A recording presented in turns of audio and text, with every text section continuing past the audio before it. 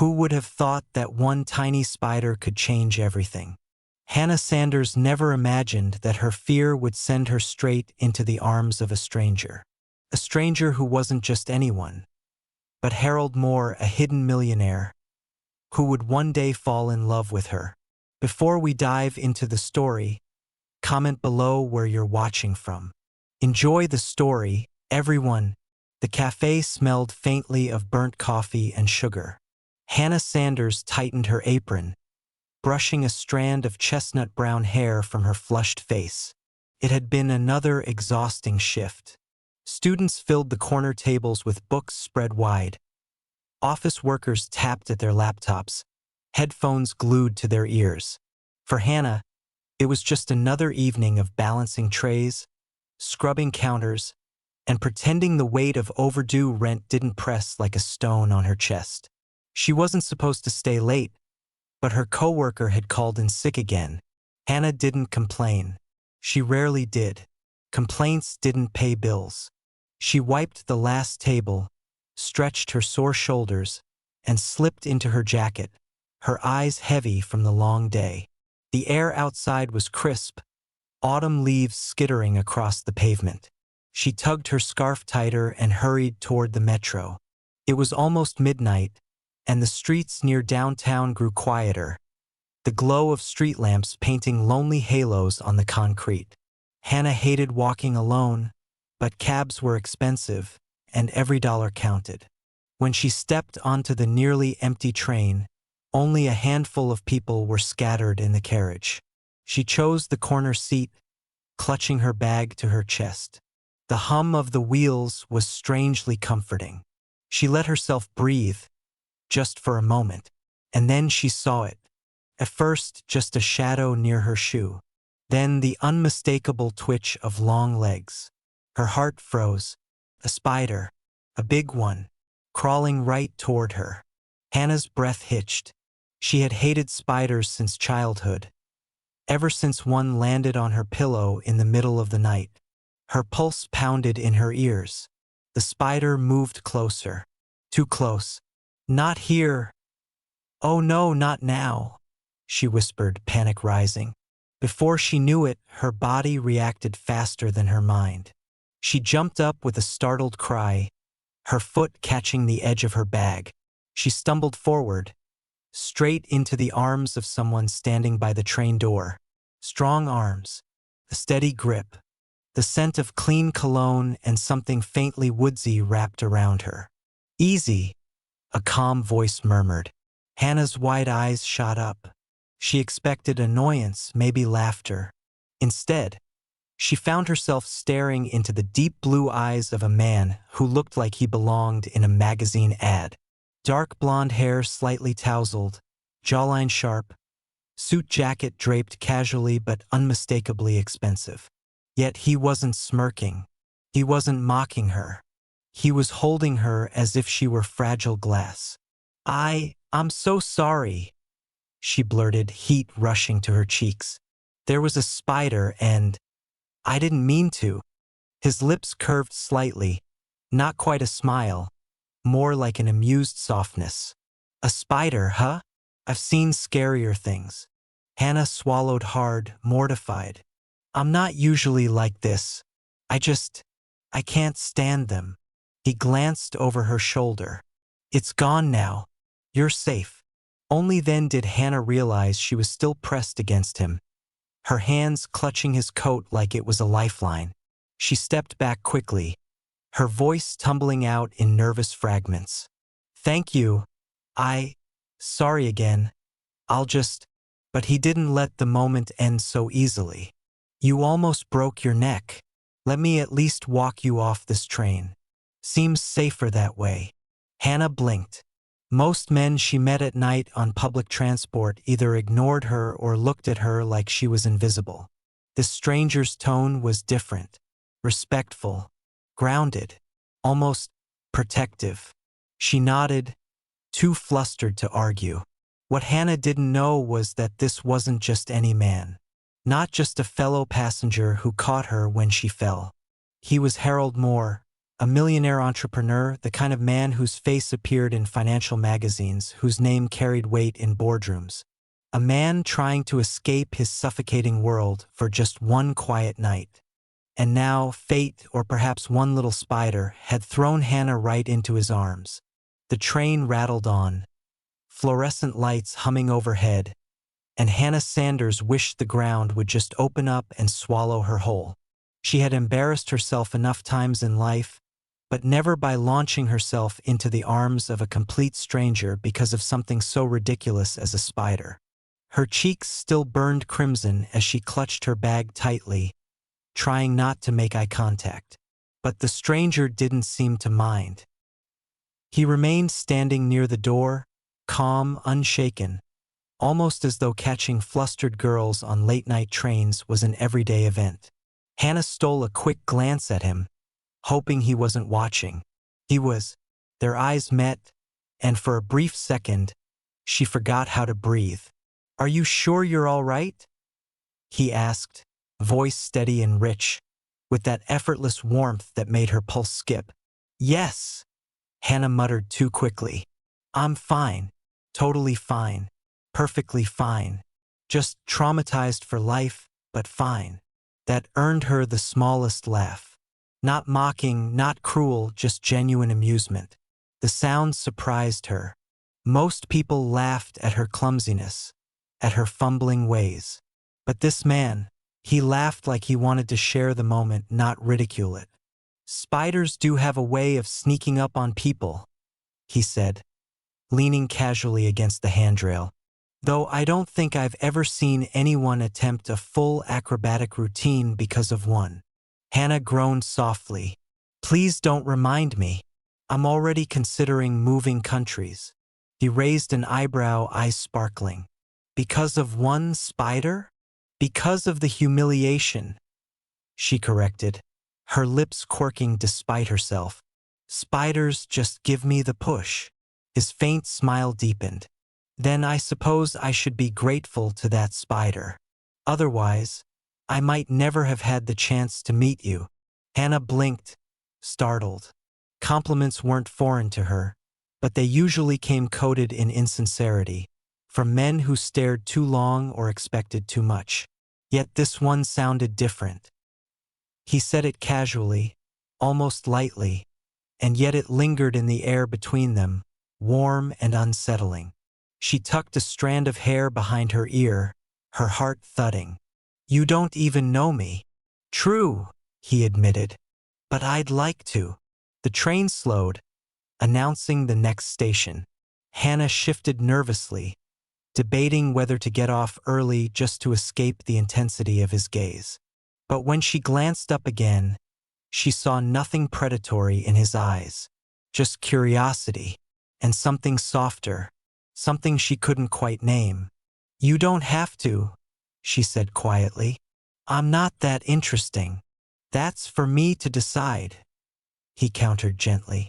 "Besides, you can't possibly believe that a girl who leaps into strangers' arms at midnight trains has nothing interesting to say." Her laugh slipped out before she could stop it. A real laugh, bubbling up in spite of herself. She pressed her hand to her lips, shaking her head. "You're ridiculous." "Harold," he said then, offering his name as naturally as a handshake. She hesitated only a moment before replying, "Hannah." The syllables hung in the space between them like a fragile thread, delicate yet unbreakable. The train screeched to a halt at her stop, the doors sliding open with a metallic groan. Hannah rose quickly, clutching her bag. She expected him to stay behind, to let the strange encounter end where it began. But when she stepped onto the platform, she heard his footsteps following. "You don't have to," she started, turning. "I know," Harold said smoothly, "but I'd feel better walking you out. Call it repayment for the near head injury you almost suffered." She tilted her head, suspicion warring with gratitude. But the platform was quiet, the late-night crowd thin. Having him nearby somehow eased the knot in her stomach, even if she didn't want to admit it. "Fine," she relented softly. They walked side by side, silence stretching at first, filled only by the echo of their steps. Hannah glanced sideways at him. Even under the harsh station lights, he seemed untouchable. His posture was straight but not stiff, his stride unhurried, almost graceful. A man who seemed to know exactly where he was going, yet wasn't in a rush to get there. "What do you do?" she asked finally, then immediately regretted it. Too personal, too direct. He looked at her for a moment, then answered carefully, "I work in business. A bit of this, a bit of that. Meetings, numbers, papers. It's not very thrilling." She snorted softly. "That sounds like every boring job description ever." "Exactly," Harold said, as though relieved she hadn't pressed further. Boring. But boring wasn't the word she would have chosen. There was nothing boring about him. Not the way he carried himself, not the quiet confidence radiating from him. Still, she let it go. She wasn't one to pry, not when she was just trying to keep her own life from collapsing. Outside, the cool night air wrapped around them, the city half asleep. Hannah turned to him with a small smile. "Thank you for catching me, and for walking me out." "You're welcome," Harold replied, his gaze steady. Then, almost hesitantly, he added, "Would you let me see you again?" The question startled her. No one had asked her that in a long time. She wanted to say no, to keep her heart tucked away safely. But the words wouldn't come. Instead, she found herself whispering, "Maybe." And with that, she walked away, her pulse racing, leaving Harold Moore standing beneath the flickering street lamp, watching her like a man who just stumbled across something far rarer than fortune. What Hannah didn't know was that Harold had already made up his mind. He would see her again. No spider, no coincidence, just choice. Morning sunlight spilled through the cafe windows, catching dust motes in the air like glitter. Hannah Sanders wiped the counter with brisk, practiced strokes, her apron already marked with a splash of coffee. It was early, yet the line for takeout stretched nearly to the door. The morning rush was always the worst. Half-asleep customers demanding caffeine like it was oxygen, students fumbling coins, business people tapping their watches impatiently. Hannah smiled anyway. It wasn't much, but tips doubled if she stayed cheerful. And she needed every cent. Rent was due in 2 weeks. Her mother's medication refill cost more than she wanted to admit, and her little brother had outgrown his only decent pair of shoes. Coffee and exhaustion were all that stood between her and collapse. She slid a latte across the counter to a woman glued to her phone. "Have a nice day," Hannah said brightly, though the woman didn't look up. The next order came in, her hands moving automatically. Espresso shot, steamed milk, drizzle of caramel. And then she froze. He was standing there, Harold Moore. He looked wildly out of place among the chatter and chaos.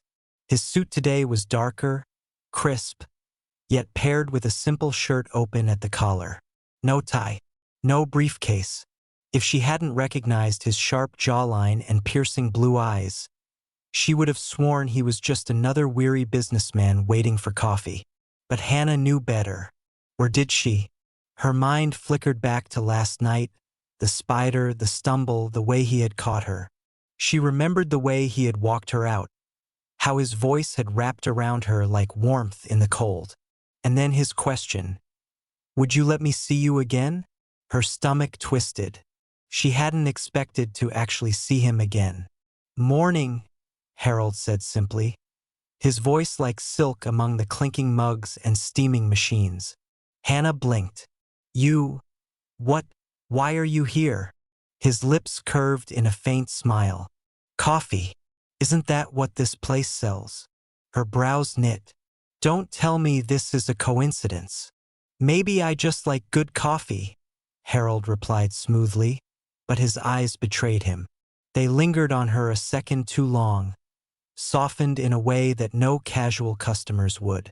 Heat crept up her neck. She ducked behind the espresso machine, fumbling with the portafilter. Well, you picked the wrong cafe. Everything here tastes like watered-down dreams. That made him chuckle, a low, genuine sound that somehow cut through the morning noise. Then I'll take the worst cup you've got. Careful what you wish for, Hannah muttered, pouring his shot with slightly trembling hands. He leaned against the counter, watching her work. So, Hannah Sanders, he said, her name rolling off his tongue like he had repeated it a dozen times already. Do you always rescue strangers from midnight trains? Or was I just lucky? She glanced up, startled. Rescue? You mean humiliate myself in public? That was all me. No rescue involved. I disagree, Harold said softly. I think you saved me from an unusually dull night. Hannah shook her head, a reluctant smile tugging at her lips. You have a strange definition of saving.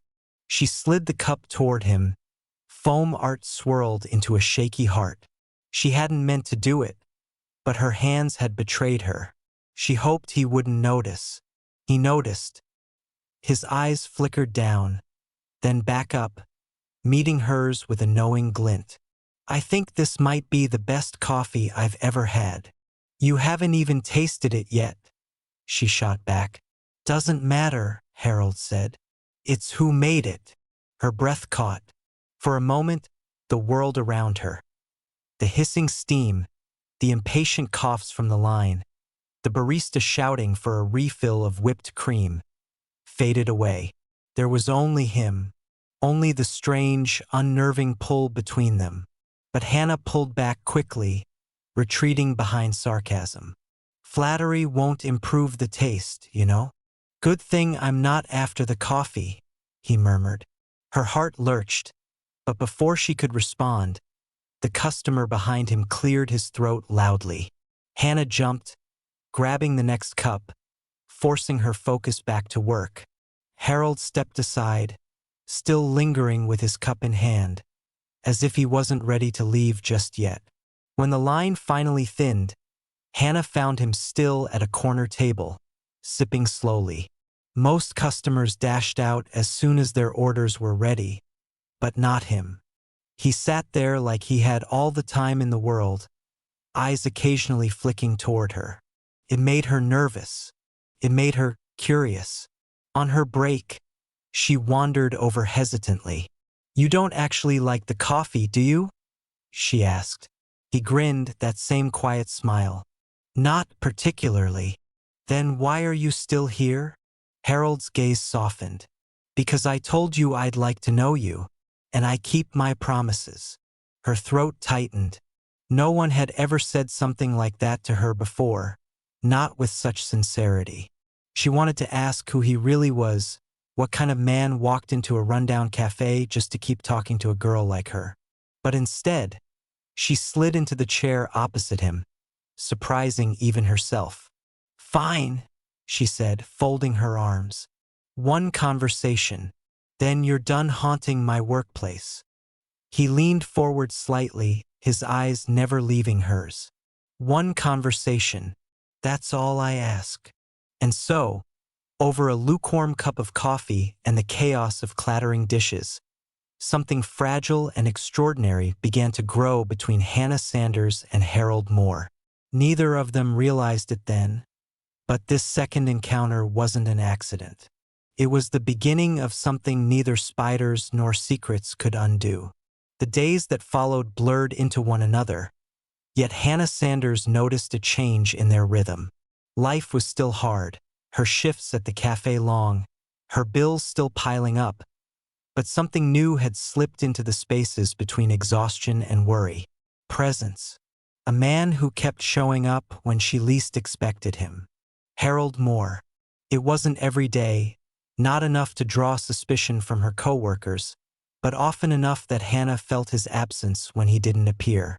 Sometimes he came in the morning, dressed like any other commuter, claiming he needed his daily dose of bad coffee. Other times he arrived in the late afternoon, lingering with a newspaper while she wiped down tables. He never demanded her attention, never intruded, but his eyes followed her with quiet steadiness, as though simply being near her was reason enough. First, she tried to ignore it. Men flirted with her sometimes, customers who thought a tip was worth a smile. But Harold wasn't like them. He didn't slip phone numbers into the receipt or lean too close across the counter. He asked about her day, her classes, her younger brother who often waited outside the café after school. He listened, really listened, and Hannah, against her better judgment, began to talk. One evening, after closing, she found him waiting outside. "You walk home this late?" he asked, his voice tinged with concern. She shrugged, adjusting her bag strap. "Buses don't always run on time. Walking's free." "Then let me walk with you." She wanted to refuse, to remind him they were barely more than strangers. But when she looked into his eyes, steady and unassuming, she couldn't. So they walked, through quiet streets where the city's noise dimmed, past shuttered storefronts and flickering street lamps. Their conversation drifted easily, from favorite books to silly childhood fears to the kind of music they listened to when no one else was around. Hannah was surprised at how natural it felt, like slipping into a rhythm she hadn't realized she'd been missing. "You're hard to figure out," she admitted once, glancing at him sideways. "Am I?" Harold asked, amused. "Yes, you dress like you belong in an office on the top floor of a skyscraper, but then you hang out in rundown cafes and walk girls home through cracked sidewalks. You talk like you've read every book in the library, but you also know the names of pop songs I play at work. It doesn't add up." He smiled faintly. "Maybe I just like to keep people guessing." She rolled her eyes but couldn't hide her smile. "Or maybe you're secretly a spy." He chuckled. "Would you believe me if I said yes?" Not for a second. The truth hovered between them, unspoken. He wasn't a spy. He wasn't just another office worker either. He was Harold Moore, a man whose name opened doors to boardrooms, whose decisions shifted markets. But Hannah didn't know that. To her, he was simply Harold, the man who caught her on the train, who drank terrible coffee just to sit across from her, who carried her groceries without being asked. And for now, that was enough. One Saturday afternoon, Harold surprised her. She had just finished her shift when he appeared outside with 2 steaming cups of hot chocolate instead of coffee. "You've been making drinks for everyone else all day," he said, offering 1 cup. "Thought you deserved one you didn't have to pour." The gesture warmed her more than the drink itself. They walked to the park nearby, where children shrieked from swings and couples strolled hand in hand. Hannah sat on a bench, sipping slowly, watching the leaves tumble from the trees. "It's been a long time since I just sat," she murmured. "Then you should do it more often," Harold said. She gave him a look. "Easy for you to say. I've got rent, bills, a brother to look after. Sitting doesn't pay for any of that." He studied her quietly. "And yet you still smile through it all." Not many people could. Her throat tightened. She wasn't used to being seen that way. Most people looked at her and saw someone struggling, someone barely keeping her head above water. Harold looked at her like she was strong, like she was more than the weight she carried. "You make me sound like a hero," she said softly. "Maybe you are," he replied. The silence that followed wasn't uncomfortable. It was full, charged.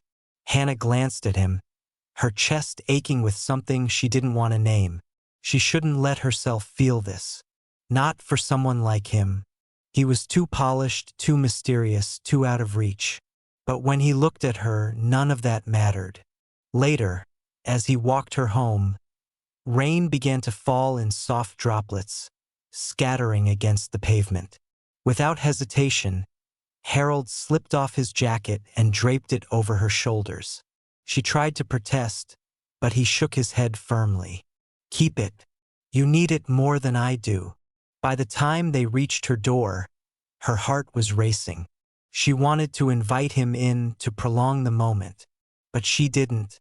Instead, she whispered, "Thank you," clutching the jacket close. His eyes lingered on hers, steady and unreadable. "Any time, Hannah." When she closed the door behind her, she pressed her forehead to the wood, breathless. For the first time in years, she felt something stir inside her. Hope. And outside, under the fading rain, Harold Moore stood silently for a long time before walking away, his heart reminding him that no amount of wealth or power had ever made him feel the way Hannah Sanders did. The first crack in the glass came on a Tuesday. It wasn't dramatic, not fireworks or headlines, just a thin, almost invisible line that began with a mistake so small Hannah Sanders nearly missed it. Morning rush, milk hissing, cups rattling, orders flying. She was halfway through a complicated drink when the bell above the cafe door chimed and 3 men in slate suits walked in with the practiced stride of people who never had to wait for anything. Hannah noticed them only because they looked out of place here. Too clean, too pressed, too insulated from coffee stains and wet umbrellas. They didn't take a table. They scanned the room like they were looking for someone. And then they found him. Harold. He had come early, slipping into his usual corner seat with a paperback he was definitely not reading. He was waiting for her break, Hannah knew, because that was what he did on Tuesdays now, waited for 10 minutes that felt like sunlight after weeks of rain. The suits approached, heads dipped. The way a person bends when the person in front of them is the room's axis. "Mr. Moore," one murmured, low enough that Hannah shouldn't have heard over the steam wand. She heard anyway. 2 syllables that didn't fit the man who walked her home under leaky street lamps and laughed at his own terrible latte. Hannah's hand faltered. Foam bloomed over the rim. A soft spill she caught with a cloth while her mind tried to rearrange itself. "Mr. Moore." She rolled the name around, trying to find where it belonged. Harold Moore. It had always sounded neat, ordinary even, but on their tongues, Mr. Moore, it felt heavier than his jacket on her shoulders in the rain. Harold didn't stand. He just flicked his eyes toward them, something turning the color of steel behind his calm. "This isn't the place," he said. Not a request, a decision. The men backed off without protest, as if they'd only stepped too close to a sleeping animal and remembered its teeth. They moved to the door and waited there, pretending to check their phones, pretending not to take up oxygen that didn't belong to them. Hannah finished the drink, called the name, smiled like nothing in the room had shifted a millimeter. Her chest, however, had learned a new rhythm, a cautious double beat that said, "Ask him. Ask him now." She didn't. She told herself it was silly. Plenty of people were named Moore, and Mr. was just politeness. She told herself that $4 suits didn't bend for baristas who measured life in shifts.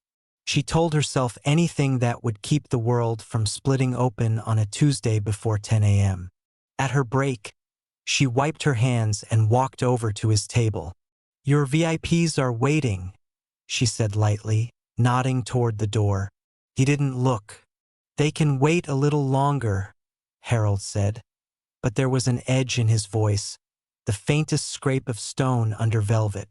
"Harold," she began, but the rest caught in her throat.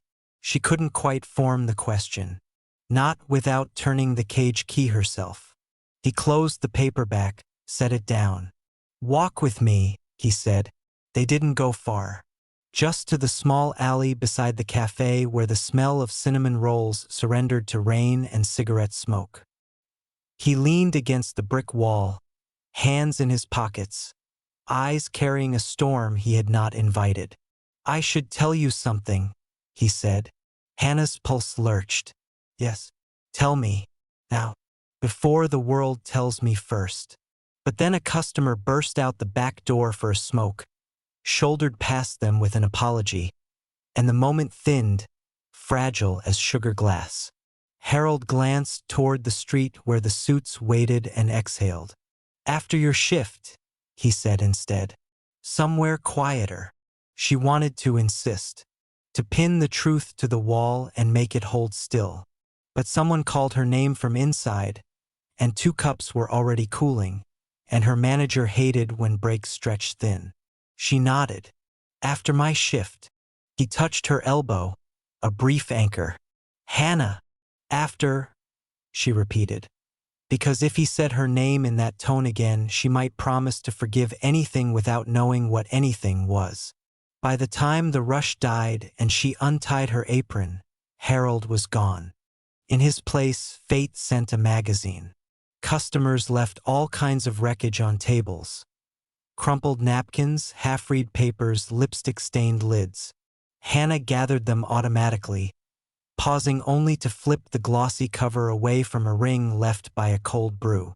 The title slapped her with memory. Business Quarterly. She didn't read business magazines. She didn't read much of anything that smelled like money, because money didn't usually smell like anything she could afford. But the face on the cover forced her pulse up into her throat. Harold's eyes didn't forget how to be blue just because they were printed. The same jaw, the same mouth that made even ordinary words taste rare.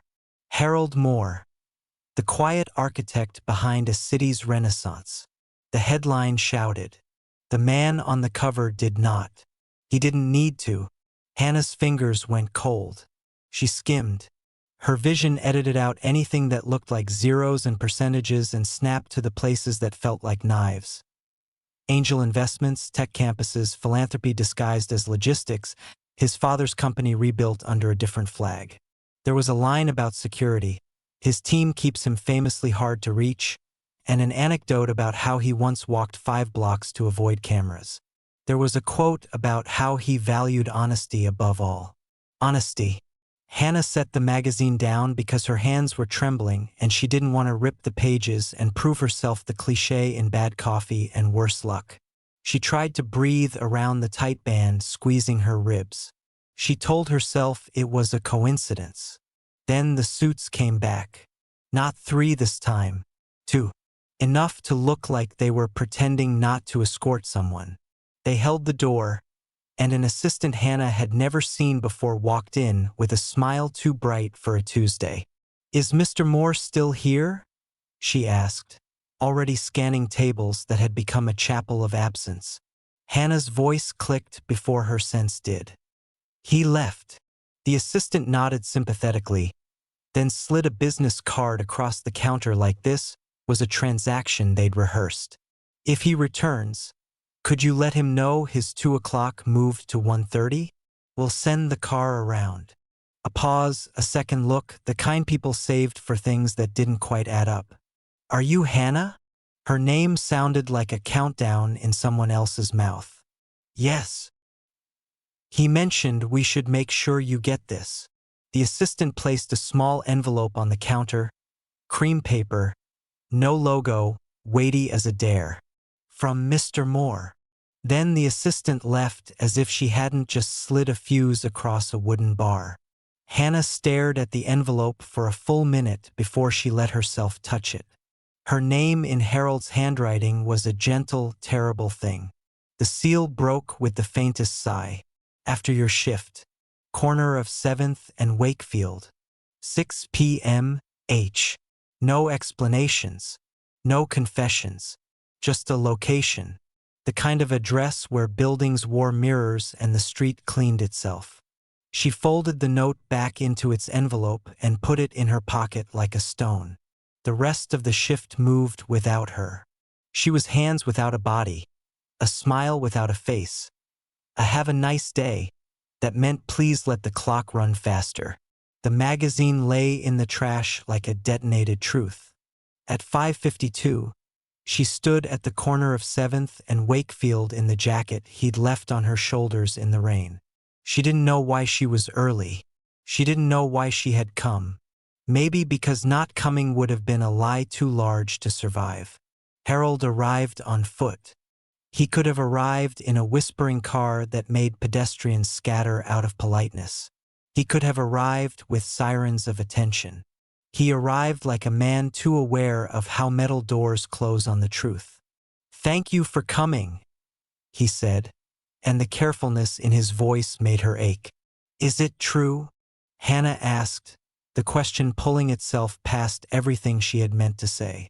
He didn't pretend not to understand. He never wasted her time that way. "Yes. You're—" She almost said the headline. She couldn't make herself be the magazine. "You're him." "I'm Harold," he said quietly. "But yes, I am also the man in that article. And you didn't tell me." The city breathed around them. Taxis complaining. A street musician trying to wring coins out of dusk. Wind worrying a banner free from its tie. Harold's eyes didn't leave hers. "I didn't. I wanted—" He stopped, corrected himself, made the sentence smaller and therefore truer. "I didn't tell you." "Why?" The word was soft and sharp all at once. "Because girls like me don't deserve the truth? Because it's fun to pretend? Because I make good coffee and look grateful when a man with polished shoes decides to be kind?" Pain flinched through his face, the barest crack in his composure. "No, because every time someone knows, they stop seeing me. They see numbers, or headlines, or what I can buy for them. You looked at me and saw me. I was selfish enough to want that a little longer." Hannah swallowed, the inside of her throat sandpaper. "You call it selfish. I call it lying." He didn't defend himself with the ease money can build. He didn't step closer. He didn't reach for her elbow like he had in the alley. He stood in the wind and took the judgment like rain. "You're right," he said. "I should have told you." She wanted to forgive him because his voice held a thing she trusted more than all his restraint: sincerity. But something old and bruised inside her, something that remembered promises that turned into IOUs and generosity that turned into leverage, stood its ground. "Do you know what it feels like?" she said, each word measured. "To finally meet someone who listens, who doesn't want anything. And then to find out he could have told you one true sentence and didn't." He closed his eyes briefly, opened them with the kind of steadiness people practice when their world depends on their spine. "I know what it feels like to tell the truth and watch it change what a person hears. I was afraid of that, afraid of losing the one thing that felt honest." Hannah huffed a laugh that wasn't a laugh. "Honest?" He nodded once. "Honest in the way it felt, not in the way I handled it." The streetlight blinked on, a coin tossed to evening. Behind Harold, a black car slid into the curb lane and idled, low and patient. It did not honk. It did not flash. It waited the way things wait for men like him. Hannah looked at the car, then back at him. The gap between their lives opened like an ocean under a crack of sky. She thought of her brother's shoes, of her mother's pills tucked into recycled jars, of the rent notice folded under a magnet made to look like a slice of watermelon. She thought of Harold carrying her groceries and asking what song she played when no one could hear, of his jacket across her shoulders like a wordless promise. Maybe the worst betrayals are the ones stitched to the best memories. "I can't do this," she said, and the tremble in her mouth was only partly from the cold. "I can't be your little secret place where you feel like a normal man. I'm not a break from your life, Harold. I am a person with a life of my own." "I know," he said, his voice frayed at the edges. "I'm not asking you to be a secret. You already made me one," she whispered. Silence stretched. Somewhere a bus hissed, releasing people into the night like confetti. Harold took a breath that sounded like he'd rehearsed every wrong word just to avoid the right one. "Tell me what I can do that isn't money. Tell me how to prove that this—" He gestured gently, helplessly, at the space between them. "Isn't about what I own. Show up with the truth." she said. "Before the magazine does. Before the suits do. Before your assistant hands me an envelope like I'm part of your calendar." His flinch was small and devastating. "You're not. I was today." He was very still. The city moved around him like water around a stone. "I'm sorry," Harold said, and something in his tone made people at the bus stop turn their heads without meaning to. Because when a voice like that breaks, even strangers feel the draft. "I will spend the rest of my life proving that to you if you let me." Hannah shook her head, tears finding the rim of her lashes and refusing to fall. "Don't promise the rest of your life to a girl who learned to stop believing in tomorrow's favors. If you mean it, then show me later. Not now. Not like this." He took one instinctive step forward and stopped himself, as if the air between them were a glass bridge that might shatter. "Hannah!" "No," she said gently, and the kindness in it hurt more than any anger would have. "I need space. I need to breathe without wondering which part of you is a headline." For a long moment, neither moved. Then Harold nodded once, as if there were a judge inside him that had weighed her sentence and found it merciful. He didn't ask for one more minute, one more night, one more coffee that tasted like almost. "Okay," he said. "I'll wait." She almost laughed because waiting was what rich people called patience when the world rearranged itself to their calendar. But when she looked into his eyes, she didn't see entitlement licking its lips. She saw a man learning how to stand still in a way he'd never had to. She saw a man who could buy cities and yet could not buy this.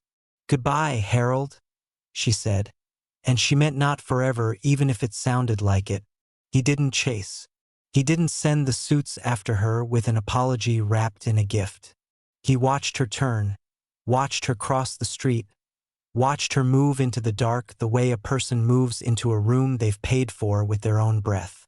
When the car door finally opened, the driver said nothing. Harold slid in like a man leaving church with ashes on his forehead. The door closed on the life that waited.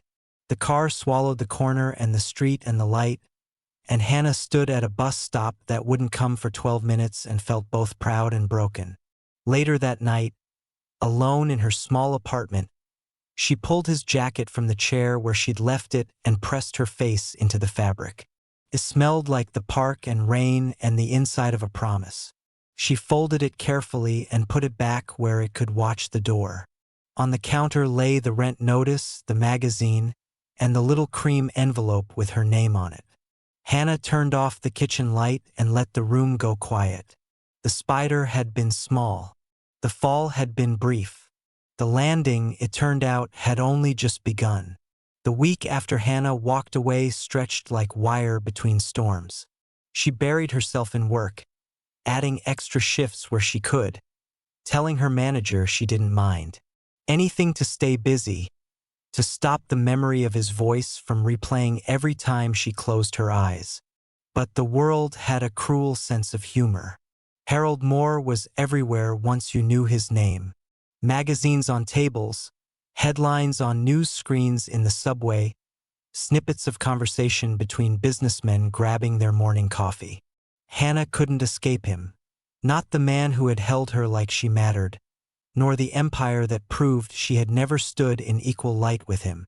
One evening, she returned home to find her younger brother, Noah, waiting on the apartment steps with his backpack sagging. "Math homework's impossible," he declared, thrusting the notebook at her before she'd even unlocked the door. Hannah smiled tiredly. Since when is math possible? But when she opened the notebook, a neat column of solved problems stared back. Her brows furrowed. "Noah, did you do this?" "No," he admitted sheepishly. "A man helped me, said he was your friend. Tall, blonde, wore a coat that looked expensive but not in a flashy way. He waited with me outside school." Hannah's chest tightened. Harold. She almost marched straight to wherever he was hiding. Instead, she sank onto the step, notebook in hand. "What did he say?" she asked softly.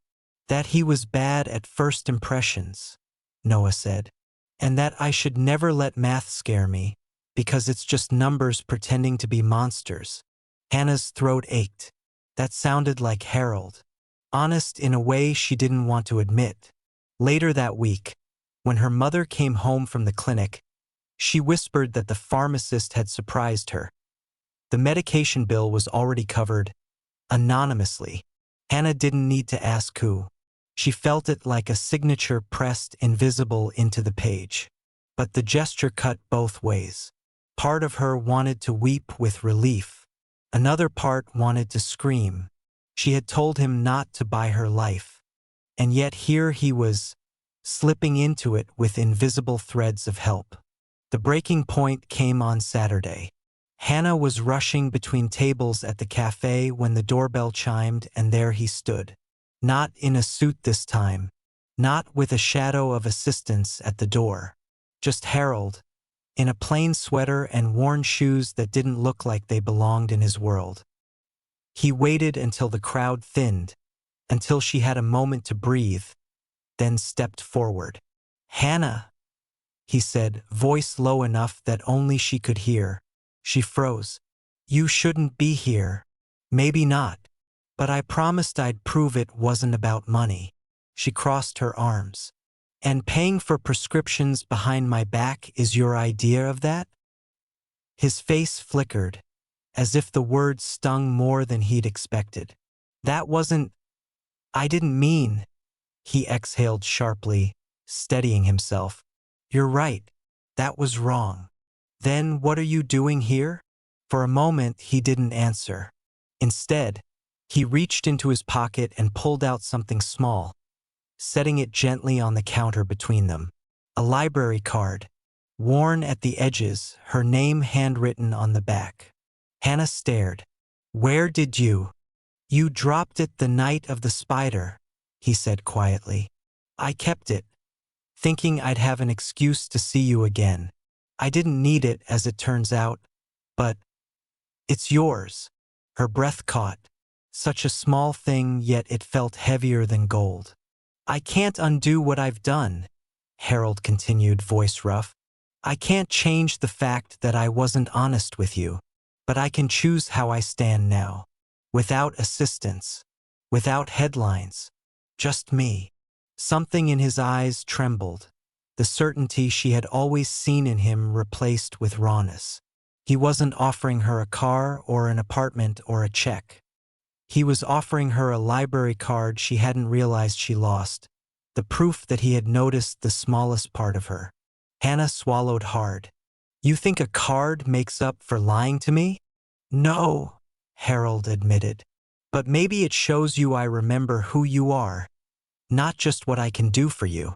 Silence swelled between them, filled with the hiss of the espresso machine, the clatter of cups. Hannah's fingers brushed the card, hesitant. She felt her anger fighting with the warmth crawling uninvited through her chest. Before she could speak, Noah burst into the cafe, clutching a crumpled flyer. "Hannah, they're closing the after-school program. No place for us to go anymore." His eyes were wide, frightened. Hannah's heart lurched. That program was the only safe place for him while she worked evenings. Losing it meant choosing between her job and her brother's safety. Harold looked between them. For a second, she expected him to reach for his wallet. Instead, he crouched to Noah's level, his voice gentle. "Then we'll find another way. Together." Noah blinked. "You mean it?" "I promise," Harold said, meeting his gaze without flinching. "Not with money, with time. I'll be there." Hannah watched the exchange, her walls trembling. For the first time, Harold wasn't trying to solve her life with a check. He was offering himself, his hours, his presence. And that, she realized with a pang that both hurt and healed, was the one thing she had been waiting for all along. The weeks that followed weren't easy. Trust, once fractured, doesn't return with a single promise. Hannah Sanders knew that better than most. But there was something undeniable in the way Harold Moore kept showing up. Not as a millionaire, not as a man who could sign papers that shifted entire companies, but as someone who waited outside the schoolyard for Noah, who carried groceries with her, who sat on hard plastic chairs at the community center just to help children with homework they didn't think they could do. At first, Hannah kept her distance. She would nod, thank him, let him stand nearby without letting him all the way in. But Harold didn't push. He was patient in a way she hadn't expected from a man whose life surely demanded constant movement. He folded himself into her small world without rearranging its furniture, without making it about him. One rainy afternoon, Hannah arrived at the center to find Harold sitting cross-legged on the floor, surrounded by a half-circle of children, including Noah. He was reading aloud from a battered copy of Charlotte's Web, his voice soft and steady. The children leaned closer, wide-eyed, hanging on every word. When the chapter ended, Noah raised his hand. Why did Charlotte help Wilbur if she didn't get anything for herself? Harold paused, considering. Then he said, "Because sometimes the best thing you can do is remind someone they're worth saving, even if no one else sees it." Hannah's throat tightened. She turned away before he could see her tears. Later, when the kids spilled out into the rain, she lingered by the doorway. "That story," she said, her voice quiet. "Do you think that's what you were doing? Saving me?" Harold shook his head gently. "No, Hannah. You don't need saving. You never did. I think maybe you saved me." The honesty in his tone nearly undid her. She wanted to believe him, wanted to stop fighting the pull she felt every time his eyes softened when he looked at her. But fear clung stubbornly. Fear of being small next to his name, of being swallowed by his world. That fear followed her even into dreams, until one night Noah tiptoed into her room, clutching a drawing. Crayon colors, uneven lines, but clear enough. 3 figures holding hands. A man, a woman, a boy. Underneath, in blocky letters, he had scrawled, "Us." Hannah stared at it until her vision blurred. Noah whispered, "He makes you smile, Hannah. You smile different when he's there. Like you believe things might be okay." She pulled him close, pressing a kiss to his messy hair. In that moment, she realized the choice wasn't just about her. It was about Noah, about the kind of future he deserved. 2 days later, she found herself back at the café, the same corner where it had all started. Harold was already there, waiting with his usual cup of terrible coffee. He rose when he saw her, nerves flickering in his eyes. "I thought you might not come," he said. "I almost didn't," Hannah admitted. She slipped into the seat across from him, heart hammering. "But then I realized something. You lied, yes. You hid. But since then, you've done nothing but show me the truth." His jaw tightened. "And is that enough?" She drew a breath, steadying herself. "It has to be, if I want a life built on forgiveness instead of fear." The relief that washed over his face was quiet, reverent, as if he had been holding his breath for weeks. He reached across the table, stopping short of her hand, waiting for permission. Hannah let her fingers drift into his. Warm, solid. "I can't promise you a perfect life," Harold said softly. "I can only promise you a real one, with mistakes and second chances, and me choosing you every day, no matter how messy it gets." Hannah's lips curved, tears prickling at the corners of her eyes. "Then maybe that's all I ever needed." Outside, the rain had eased into a light drizzle, drops sparkling against the window. Harold stood and, for a moment, hesitated like a man afraid of breaking something fragile. Then Hannah rose too, and he gathered her into his arms. The world outside blurred. For the first time since that ridiculous spider sent her stumbling, she felt steady. No suits, No headlines. No wealth heavy enough to tip the scales. Just Harold Moore, holding her like she was the most honest thing he'd ever known. Later that evening, as they walked Noah home together, the boy darted ahead, splashing through puddles. Harold laughed, the sound rich and unguarded, and Hannah found herself laughing too. When Noah turned and waved, Harold slipped his hand into hers. And for once, Hannah didn't pull away. The spider had been small. The fall had been clumsy. But what it started, that, she realized, had been written long before fear knocked her off balance. It wasn't a mistake. It was the beginning of love.